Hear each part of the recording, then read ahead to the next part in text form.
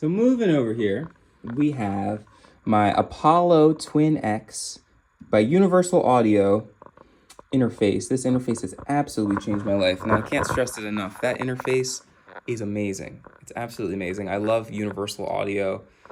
It has completely just elevated my recording process, and it's gave me so many more options, and I'm really grateful for that. And I'm still using my MacBook Pro, which is pretty cool. Got my practice pads right here for when I'm playing drums. That's a clip-on tuner. This is where I keep all my picks and sliders and stuff. And I also have some more stuff up here. Here's a picture of me when I was 16 with my first truck. It's always good to have a motivational thing to look at, you know. That version of me would have really looked up to who I am today, I believe. And over here, this is where I keep some of my studio instruments. I have my Gretsch hollow body right here. Beautiful guitar. Let me take it up so you guys can actually see it, because you can't really see the paint on it unless you put it in the light. Oh, it needs to be washed, but it needs to be dusted. So it is a beautiful, if you can see this, beautiful metal flake in there. It's a little dusty, but it's not extremely dusty. There you go. It has the Bigsby tremolo on it. You can't go wrong. Beautiful guitar. As I said, more of a studio instrument, that one is. Just like this bass, this is my Marcus Miller Sire 7. Now, I did used to tour with this when I played with a cover band. I used to play this one a lot. It's a 5-string. It's my first 5-string. It's my only 5-string I have. And I love it. I love it. I love it. Up here, I have this interesting thing I got from Amazon. It's a absorbent pad, and it's made of some type of moss that like lives inside, and it doesn't require anything to stay alive. And it's actually living, and you can see pieces of it fall off from time to time. This was the first microphone I ever bought. I used to record with this one on Audacity way back in the day. I don't know if any of you remember what Audacity is, put it in the comments. But you know, you gotta start somewhere. This right here is Rock and Roll Over, one of my favorite Kiss albums. I've had that for a while. Growing up, I always had lots of Kiss apparel. This is a pretty rare Pink Floyd record. Grateful Dead license plate. This right here was the first hat I ever pressed.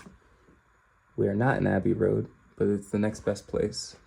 That was a pick guard I had on the marbled lungfish guitar, which is my everyday guitar. I know I'm going a little backwards right now, but got the Kiss, the Tie, Steely Dan, Crosby, Stills, Nash & Young, some more Beatles. Oh, here's a concert poster from last year. It was fun. Can it flash?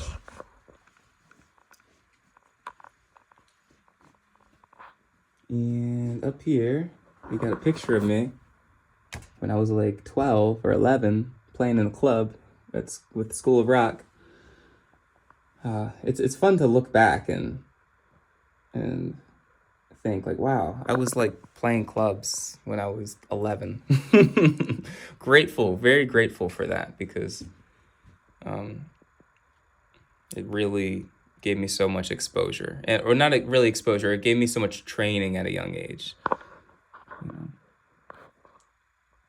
gotta have the Jimi Hendrix. I have some stuff that I ran out of like wall space, so now I have stuff up here on the ceiling. I bought this for $2 at a thrift shop. I got this in Key West. I have these little cubbies. Got my original logo that I sketched out with my other logo. Heart and the peace sign. That's where it all started, so I keep that up there. Original Pink Floyd concert poster. Got my model cars up there, as you can see. The yellow one is a 71 Cutlass 442. If I got any car people out there. Tie Fest, which is my first festival I ever created. Got some old school magazines, got some collectors ones, drum book, got some CCR. This is one of my favorite posters, the Tame Impala. I just love the color of it. It's so beautiful. And that brings us over here. Oh wait, I only showed you guys a couple of my guitars. We have my Stratocaster, my Stratocaster. I'm gonna have to do a video on this itself. I don't want to go too in depth right now because I could talk about it for hours. But it is my Fender Stratocaster, made in Mexico, and I had it for over half of my life. I'm 27 now, and it's been through so many different changes. It was originally a black and white guitar, and I'm gonna make a video on it because it's so upgraded, so customized, and it could really use a video. This right here is a Mitchell bass. It's a short scale. The only reason I have it is because I needed a bass on the way to a show, because I had a fill-in bass player and he wasn't able to, he didn't have a bass guitar with him, so I had to grab one from a guitar center. So this was the cheapest bass I could find. Here is a Gibson Les Paul with no pickups in it. This is a random guitar in which I will probably never play. It's a very small guitar that was my sister's growing up, and I found it in the crawl space. This was my first real guitar. This is an Epiphone Les Paul Studio. I'm gonna put it up to the light so you can really see it. Look at that finish. It's a beautiful guitar, really beautiful. The line, the contours in it, oh, I love it. Oops. You know, the headstock on it though, I was a young kid when I got it. Not that young, but you know, young enough to break it 2 times. So this guitar is down for the count perpetually. That guitar is more of a relic than anything. I love it and I will never get rid of it. It was my dream guitar and I got it for Christmas when I was a kid. Got some drum components over there. Here, now we're moving to one of my favorite things in the studio, which is my Gibson Blues King. It's the best acoustic guitar I've ever played, and it's my favorite acoustic. And I just got back from tour, and that was the main guitar I was using. Man, if that guitar could tell a story, that guitar gives me goosebumps talking about it. Like, when a guitar gives you goosebumps, you know it's a good guitar. That guitar has always been with me. It's never let me down. It's always been there, you know. People might not always be there for you, but guitars will. This is the head of this amp. I only have these stacked like this because I think it looks cool. And also I'm 6'2", so it's nice not having to bend down to operate this. It's easier for me. So that is the Orange Crush Pro 60, and this is the Orange Crush Pro 120. I have a QSC speaker down here. This is what I use to run my bass through and my vocals when I'm rehearsing down here. I'm running a simple Yamaha MG06X mixer. It's a 2-channel mixer, and it's all I need for my basement studio. I have my extra drum components back here, like cowbell, tambourine, sticks, extra floor tom, extra snares. That's the factory snare. I don't use that one though because I love the PDP.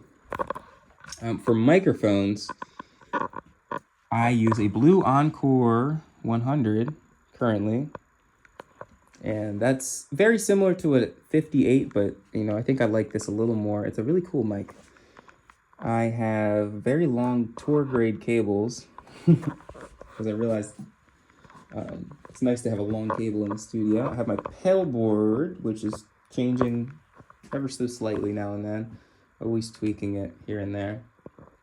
I got the first David Gilmour solo album. Got some Frank Zappa, some Grateful Dead, Delaware's Finest, which is a funny poster. I'll have to tell you guys about that someday. Kiss, Lick It Up, Joni Mitchell picture signed by Graham Nash, and then I got another thing up there signed by Graham Nash as well. Pretty dope. Got some Crosby, Stills and Nash Deja Vu. My drone, which I don't use. Never actually really been able to fly it. Here is my Yamaha. This is my first ever keyboard. And then up here I have my CD collection. These right here are Bluetooth speakers. And this right here is Roger Waters' Wall concert. It has the hammers on it. He threw that out into the audience. He has a really legendary show. That was my first show, the Roger Waters' Wall show. And as I said, this right here has my merch in it. That's for when I go on tour. Now, what am I leaving out? Oh, over here. These are my heat press units. So when I am pressing my t-shirts and stuff like that, these are what press the vinyl on it for me. And this one right here is what I use for the hats. It has different attachments. That's the hat attachment. And this is a pretty cool thing right here. So this is actually a big old,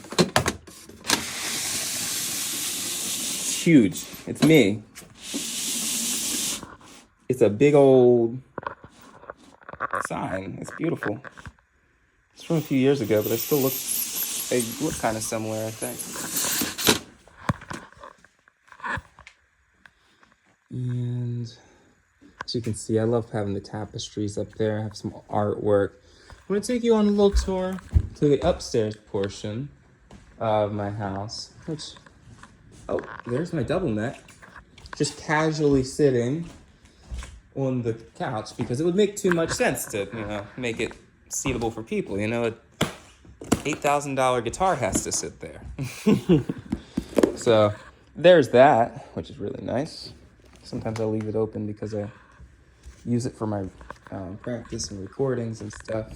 Gotta have the seltzer, and the Cortex album. That's one of my favorite albums right now. Some artwork. Here we have my piano, which I got for free a few years ago. Everyone gives these things away for free because they're so heavy. You'd have to pay someone to move it. I took off the whole front end because it sounds better.